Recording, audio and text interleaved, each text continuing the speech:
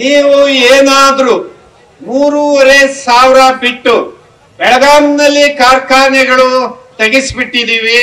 ಪಾಪ ಜಾರಕಿಹೊಳಿ ಅಣ್ಣ ತಮ್ಮಂದ್ರಿಗೂ ಪಾಪ ಒಳ್ಳೇದಾಗ್ಲಿ. ಆಮೇಲೆ ಯಾರು ಇದಾರಲ್ಲ, ಲಕ್ಷ್ಮೀ ಹೆಬ್ಬಾಳ್ಕರ್ ಪಾಪ ಮಂತ್ರಿ ಇದಾರೆ, ಅವ್ರಿಗೆಲ್ಲ ಸಹಾಯ ಮಾಡ್ಬೇಕು. ಮತ್ತಿನ್ಯಾರಪ್ಪ, ರಮೇಶ್, ಪ್ರಭಾಕರ್ ಕೋರೆ, ಏನೇನೋ ತಮ್ಮ ಅಜೆಂಡಾ ಇದೆಯಲ್ಲ. ನಮಗೂ ಸ್ವಲ್ಪ ಮಾನ ಮರ್ಯಾದೆ ಇರ್ಬೇಕ್ರಿ. ರೈತರಿಗೂ ನಮಗೂ ಸ್ವಲ್ಪ ಮಾನ ಮರ್ಯಾದೆ ಇರ್ಬೇಕು ಅಲ್ವಾ ಅಣ್ಣ? ಅಲ್ಲ, ನಾವು ಒಂದು ಎಂಥ ತಪ್ಪು ಮಾಡ್ತಾ ಇದೀವಿ ಅಂದ್ರೆ, ನಾವು ಪ್ರತಿ ವರ್ಷ ಇದೇ ಹರ್ತಾಳ ನಡೆಸ್ಬೇಕಾ? ಆ ಸಕ್ಕರೆ ಕಾರ್ಖಾನೆ ಮಾಲೀಕ ಅಲ್ಲದವನ್ನ, ಅವನು ಯಾರು ಆಗಿರ್ಲಿ, ಸಕ್ಕರೆ ಕಾರ್ಖಾನೆ ಮಾಲೀಕ ಅಲ್ಲದವನ್ನ ಚುನಾವಣೆಯಲ್ಲಿ ಗೆಲ್ಸಕ್ಕಾಗಲ್ವಾ ನಮ್ಗೆ? ಅವರು ಇವರು ಅಂತ ನಾನು ಮಾತಾಡ್ತಾ ಇಲ್ಲ. ಆ ಪಕ್ಷ ಈ ಪಕ್ಷ ಹೇಳೋದಿಲ್ಲ. ಯಾರೇ ಇರಲಿ, ಸಕ್ಕರೆ ಕಾರ್ಖಾನೆ ಅವನಿಗೆ ನಾವು ಓಟ್ ಹಾಕಲ್ಲಪ್ಪ.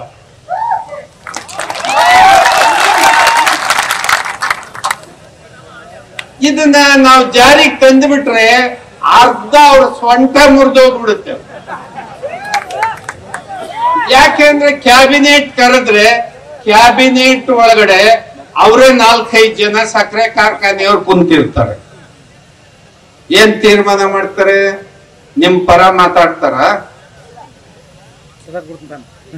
ವ್ಯಾಪಾರಂ ದ್ರೋಹ ಚಿಂತಿತಂ, ವ್ಯಾಪಾರದಲ್ಲೇ ಮೋಸ ಇದೆ. ಈ ವ್ಯಾಪಾರ ಮಾಡೋನ್ನ ನಾವು ಶಾಸನ ಸಭೆಯಲ್ಲಿ ನಮ್ ಪರ ಕಾನೂನು ಮಾಡುವಂತ ಕಳಿಸಿದ್ರೆ ಮಾಡಕ್ಕಾಗತ್ತೇನ್ರಿ? ಮಾಡಕ್ಕಾಗತ್ತ? ಅವ್ರಿಗೇನ್ ಲಾಭ ಆಗ್ಬೇಕು ಅದನ್ನ ಮಾಡ್ತಾರೆ. ಇದ್ರಲ್ಲಿ ನೋಡಿ, ಅವ್ರಿಗೆ ನೋಡಿ, ಅವ್ರಿಗೆ ಕಾಂಗ್ರೆಸ್ ಬಿಜೆಪಿ JDS ಅಂತ ಏನಿಲ್ಲ. ಕಬ್ಬಿನ ವಿಷಯ, ರೈತರ ವಿಷಯ ಬಂದ್ರೆ ಅವ್ರು ಎಲ್ಲಾರು ಒಂದೇ, ಅವ್ರು ಎಲ್ಲಾರು ಒಂದೇ. ಆದ್ರೆ ನಮ್ಮಲ್ಲಿ ರೈತರು ಇನ್ನೂ ಕೂಡ ನಿರಾಣಿ ಅವ್ರಿಗೆ ಎಲ್ಲಿ ಬೇಜಾರಾಗುತ್ತೋ, ನಾನು ಇಲ್ಲಿ ಹೋದ್ರೆ ಅಂತ ಹೇಳಿ ದೂರ ನಿಂತು ನೋಡೋರು ಇರ್ತಾರೆ. ಆಮೇಲೆ ಇಲ್ಲಿ ಯಾರು ಮಂತ್ರಿ,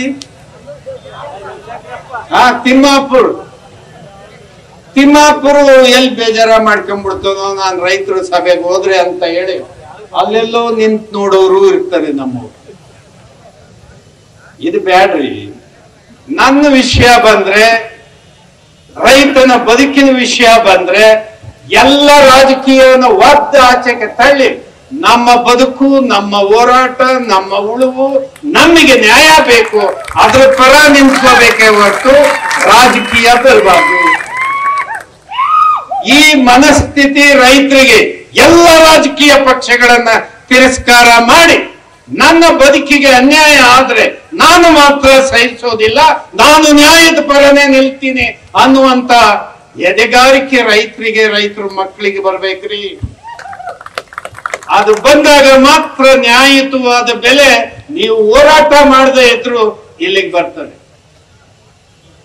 ರಮೇಶ್ ಗಡದಣ್ಣ ಇದ್ರೆ ಅವನು ಈ ಭಾಗದಲ್ಲಿ ಎಲ್ಲ ಯಾವುದೇ ಕ್ಷೇತ್ರ ಆಗಿದ್ರು ಆತನ್ನ ನಿಲ್ಸಿ ವಿಧಾನಸಭೆಗೆ ಕಳಿಸುವಂತ ಕೆಲಸ ನಾವು ಮಾಡೇ ಮಾಡ್ತಾ ಇದ್ವಿ. ಆತ ಗೆದ್ದೇ ಗೆಲ್ತಾ ಇದ್ದ. ನಿಮ್ಮ ಹೋರಾಟ, ನೀವು ಬೀದಿಗೆ ಬಂದು ಕೂತ್ಕೊಳ್ಳೋ ಕೆಲಸನೇ ತಪ್ಪಿಡೋದು.